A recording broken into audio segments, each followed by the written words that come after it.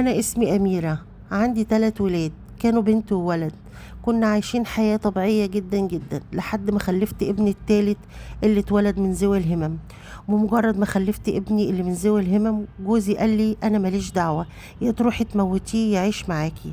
خيرني بينه وبين ابني اللي هو ابنه برضه. قال لي يا تسيبيه في دار أيتام يا إما تموتيه.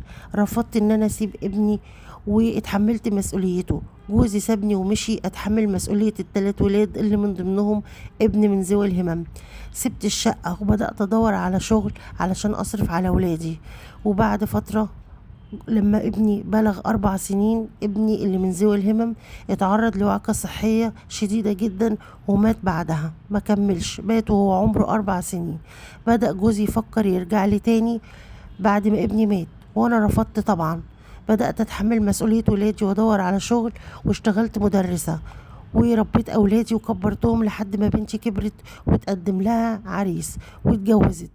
والحمد